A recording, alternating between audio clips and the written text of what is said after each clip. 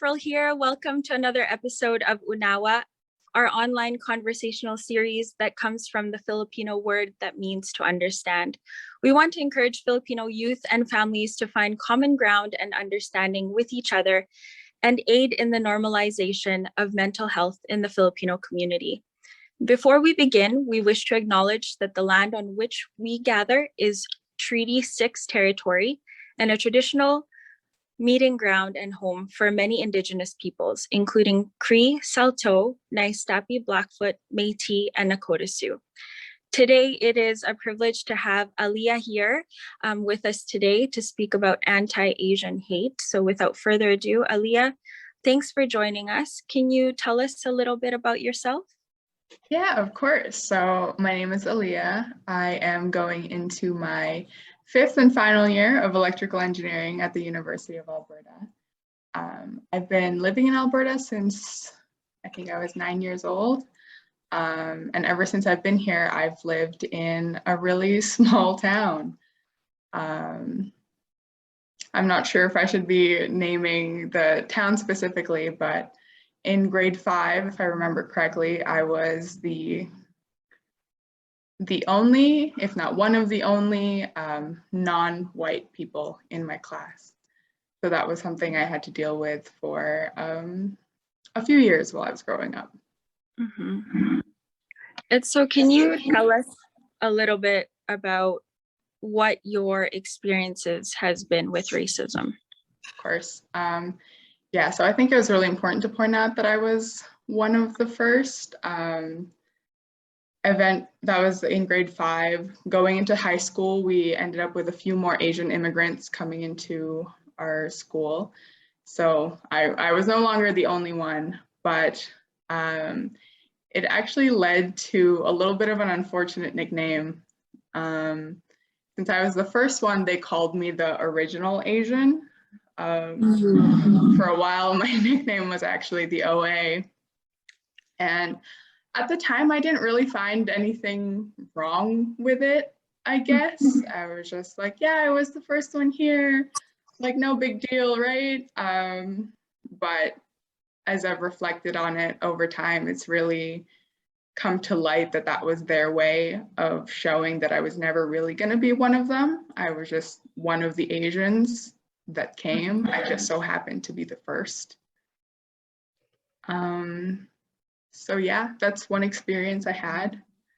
Another one, coming up to the end of my high school experience for my yearbook, we decided to do superlatives. So stuff like worst driver, like best dressed, and everyone voted to see who would get what. And I'm gonna share my screen actually and show you guys what I ended up getting on my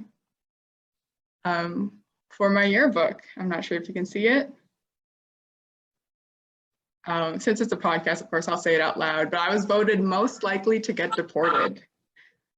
Again, in high school, I tried my best to have like a sense of humor about being like an immigrant, being the first immigrant. And so, you know, I tried to make a joke out of it. So the other 2 sections of the yearbook entry is future plans and then our yearbook quote.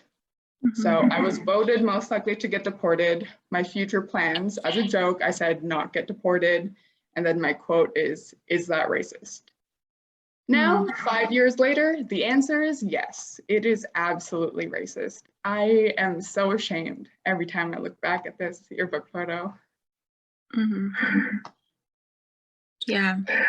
That must have been so difficult. Like, when did that realization happen? Like you said that you kind of just went with it, went with the flow, just said, you know, I'm guilty of that too. Most likely, I've been in workplaces where I'm the only Asian person, and you kind of go with the jokes, like, oh yeah, put her in the back because she's like the colored person or whatever. And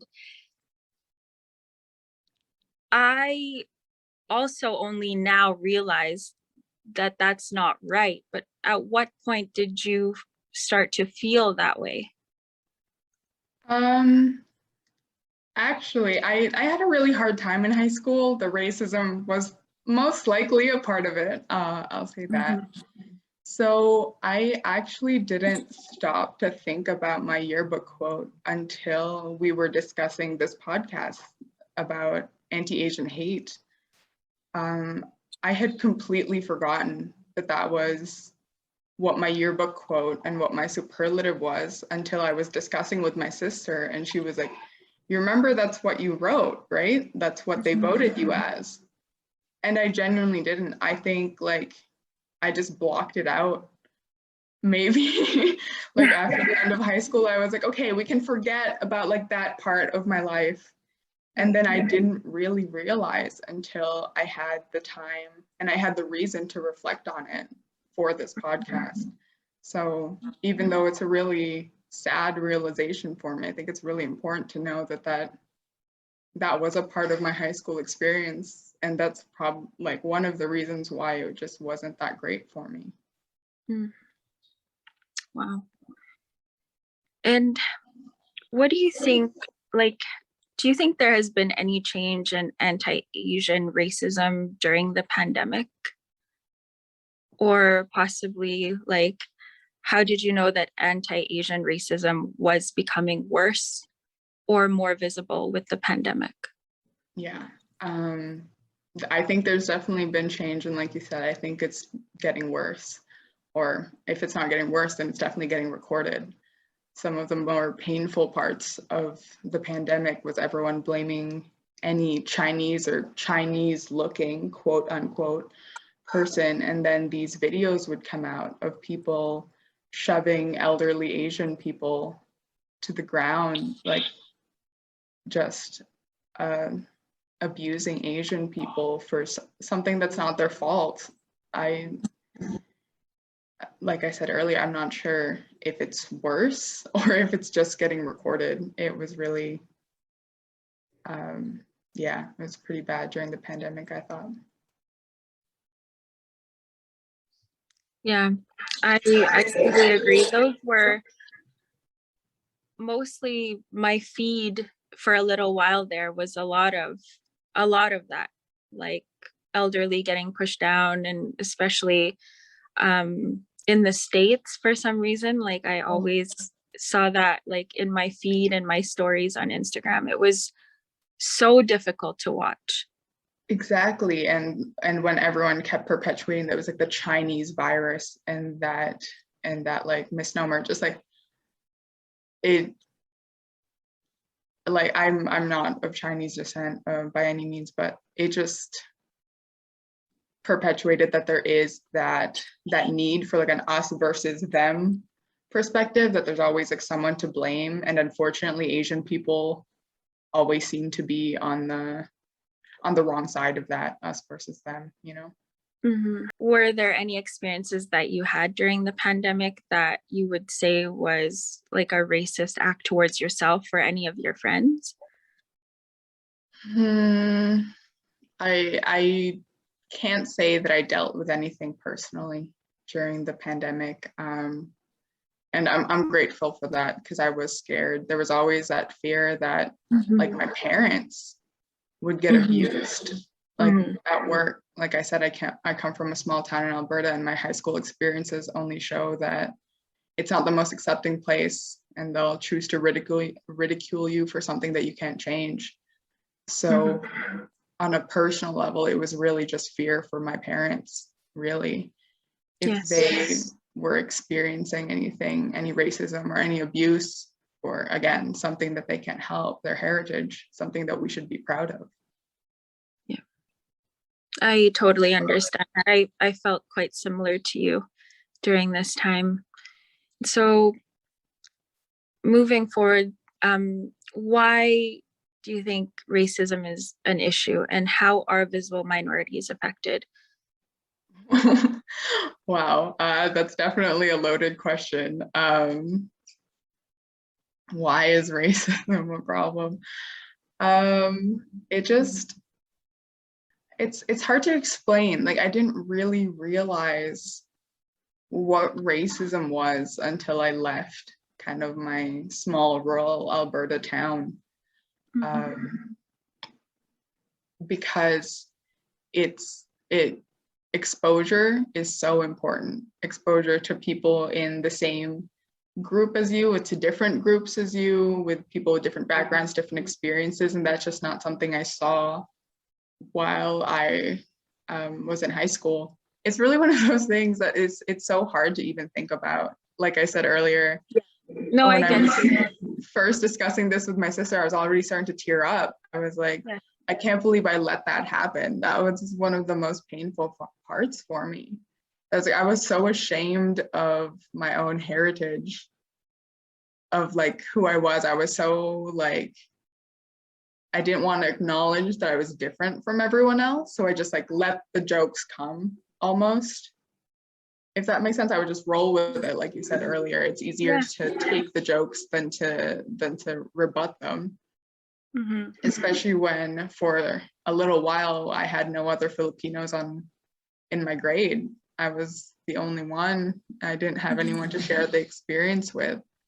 So the easiest way was always just to take it, you know? If you don't laugh with them, you know, they're just laughing at you, I guess. Yeah. And and I guess that's why racism is bad, especially when you're a developing kid and you're different and you're just trying to figure out who you are.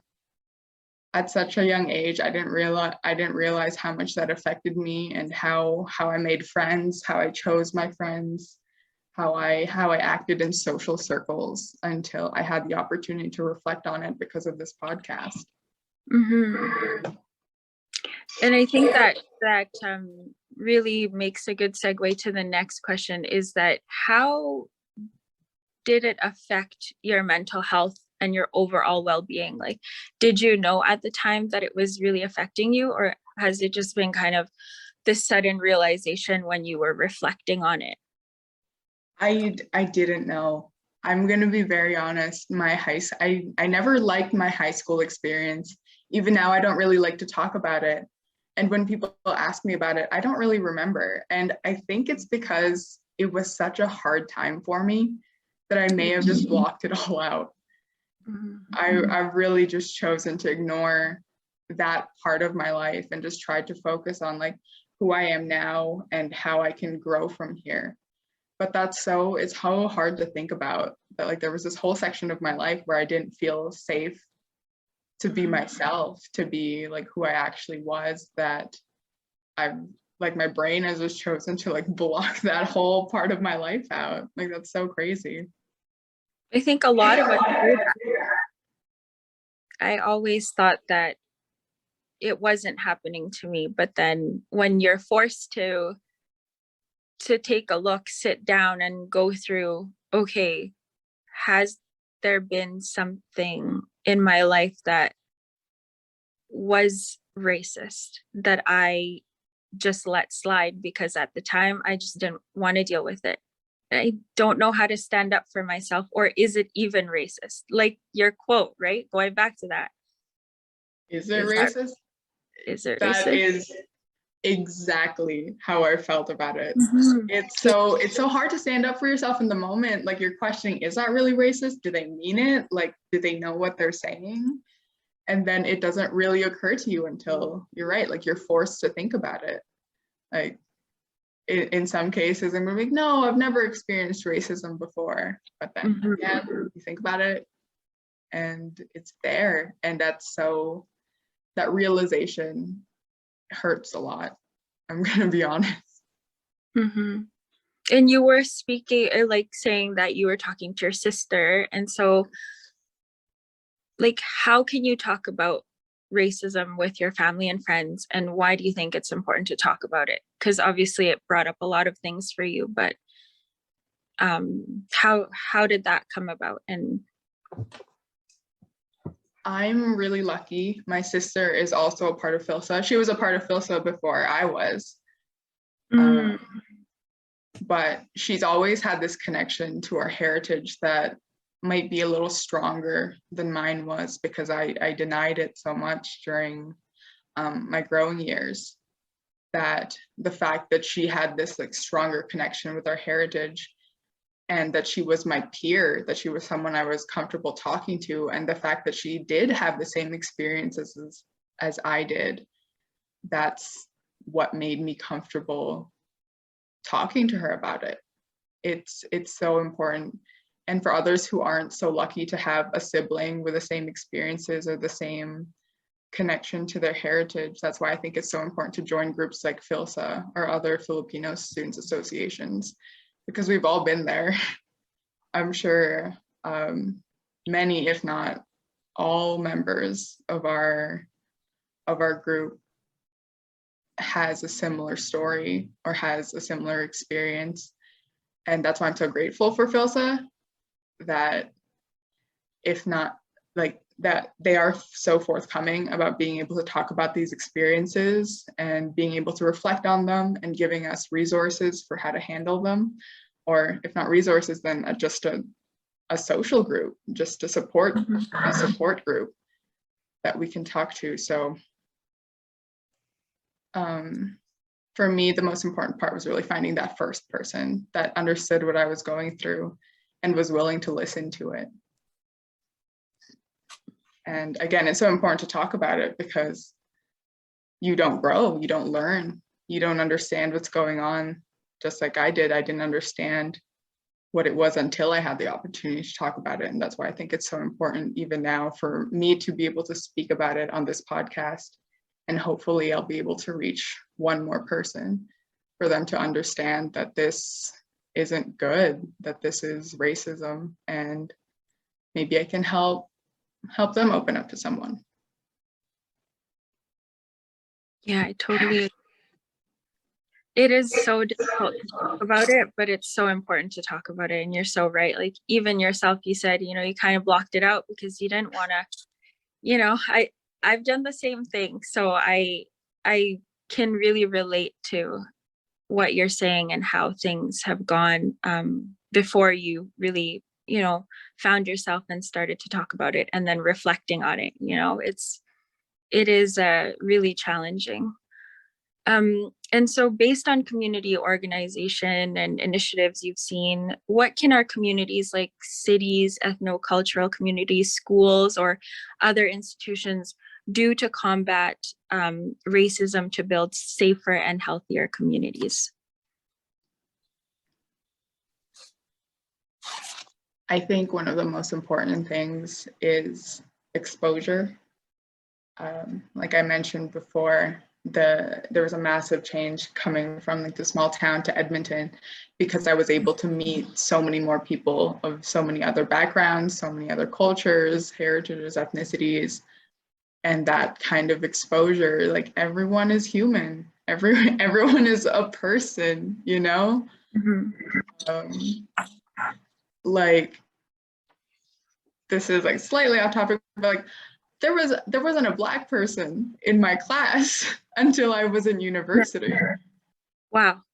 Like, how are you supposed to know how to, well, obviously you treat them as a human, but like, how crazy is that? Like, you don't have that kind of exposure. And of course, that's not necessarily a small town's fault that there's not a lot of people there, but being able to give kids the opportunity to meet others of different backgrounds, So something like, some of my favorite experiences would be something like the Heritage Festival in Edmonton, where there's a ton of different like food booths where you can meet people from like different backgrounds. Taste of Edmonton, kind of similar, lots of food, lots of people, meet people who like, there's a Jamaican booth, the Hong Kong bakery. I know it's kind of silly, but like it really teaches you that there's more than just whatever's there.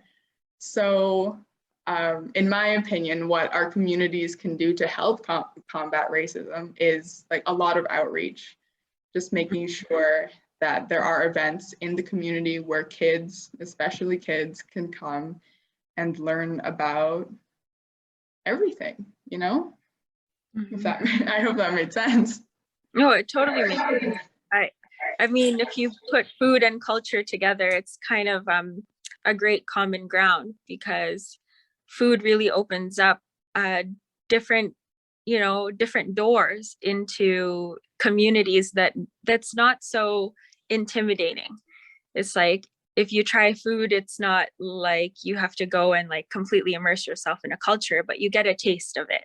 Exactly. Like literally a taste of it. Literally a taste of it. So it totally makes sense, because I think a lot of cultural events, especially Filipinos, I mean, we always have food, and we always want to share that, because our culture is so based on that, and a lot of cultures are. And so if we can taste a little bit of it, I think we in both, the figurative and literal sense, that we can have more acceptance, because we get to know each other a little better. It's like you said, it's this common ground, it's this connection. Yeah. And I think it's so great just being able to participate in some of those things. Philsa often volunteers at Taste of Edmonton. I just think it's fun, like having that kind of exposure, meeting people.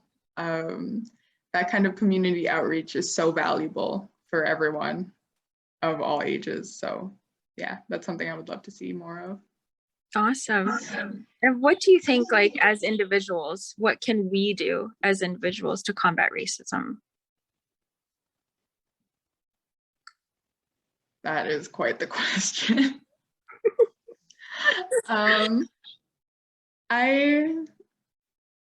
From personal experience, it's about educating yourself.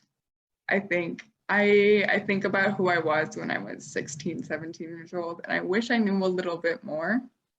I wish I looked into what like a microaggression was, I have this other story, if you don't mind. Sure, please. I worked at Tim Hortons when I was in high school, which is fairly common for Filipinos. I don't know if common is the correct word for it, is because of course that's like that was a stereotype in my high school, at least, that all of the Filipinos in town, they worked at Tim Hortons. So I worked there, and everyone in my class knew I worked there. Of course, everyone goes to Tim Hortons. And there was this one white guy. He came up to me, he asked, it's like, hey, are you working at Tim Hortons? And I'm like, oh yeah, just like part-time, like evenings and weekends and stuff like that. And he said, oh yeah, I love it when the Filipinis make my paninis. And I was like, what does that mean? Like, what is, like, I guess he was trying to be funny. Like, he was trying to like allude to the fact that Filipinos, like, they make the paninis at Tim Hortons. Okay. And there was just this feeling that, like, to him, I would never be more than that, that's all he saw me as. And I'm not saying that being a food service worker is something to look down upon, like, absolutely not. It was just like, he just like painted all of Filipinos with this broad stroke. That, I love it when the Filipinos make my paninis. That irritates me to no end, even to this day. Like, I have never forgotten it.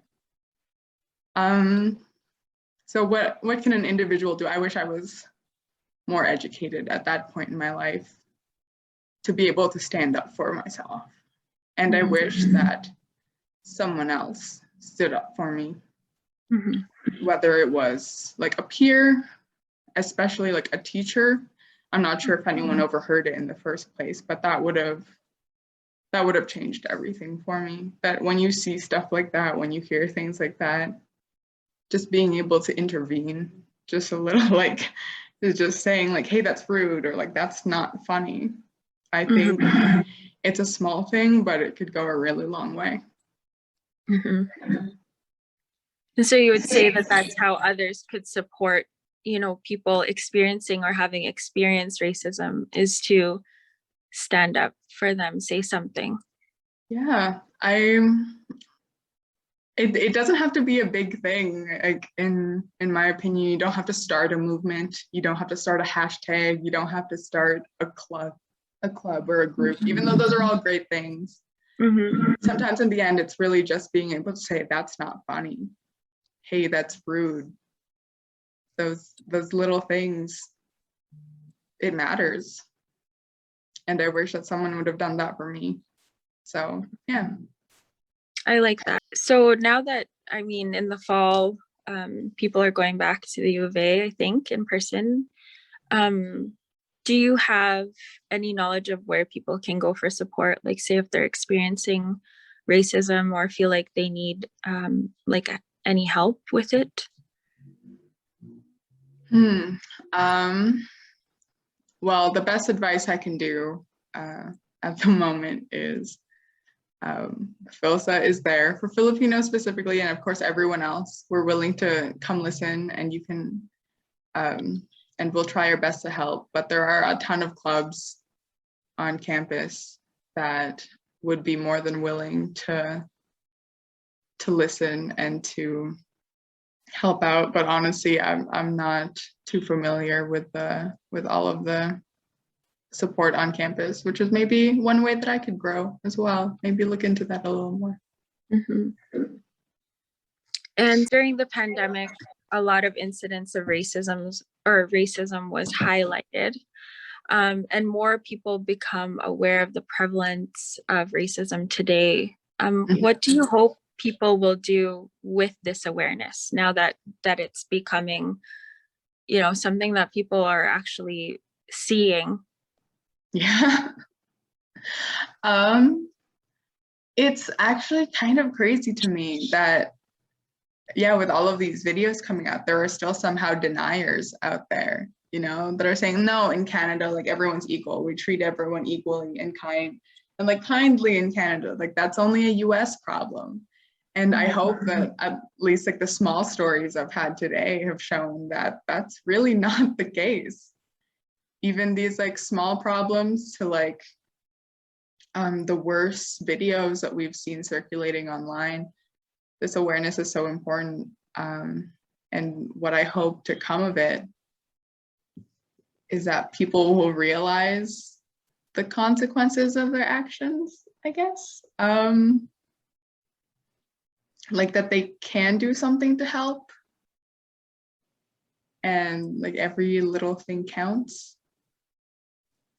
I don't know. I'm trying really hard to be optimistic about it all, but it's been a tough year and a half to almost 2 years for everyone. And those videos have been so painful sometimes. And there's so many, and it's so scary. And I just hope in the future that it'll just teach people to be kind, to be empathetic, to be aware of the kind of stuff that other people go through. Racism, discrimination, harassment, assault. It still happens. And if you see it, just do your part to help. Intervene when it's safe. Tell someone when it's not, you know. Yeah, we can only really hope for the best, I think. And I know this might be another loaded question for you. Yeah. But what do you hope for the future?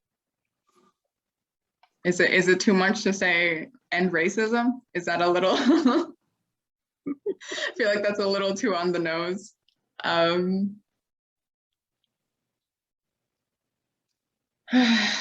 do I hope for the future? I hope everyone learned something from those videos. I hope that those videos taught people something, you know? It was so hard to watch them already. At least I hope that one person saw them and thought, this needs to change. I can do something about this, and just treated people better. Just came out of it a little kinder. Those videos are already so hard that if at least one person changed, I think that matters. Well, thank you, Allia. So I think that's the end of our episode today. Thank you so much for being our guest and for enlightening us with your experiences. Although I'm sure it was difficult to go back, very challenging to dig up those memories again. I want to thank you for doing that. It takes a lot of courage. It takes a lot of determination. And I mean, you're right. Maybe if there's even one person that watches this video and says, oh my gosh, like they went through the same thing, or she went through the same thing, or someone in a small town just happens to watch this episode and says, oh my goodness, like she went through the same thing, and you're able to help and tell them that they're not alone, that the future can be bright, and that you can expose yourself and educate yourself and help others. I think that is my hope for the future. And I'm so glad that you're a part of that. So thank you so much. And for everyone else, thanks for joining us. Again, you can subscribe to our YouTube channel or listen to us on Spotify. And thank you.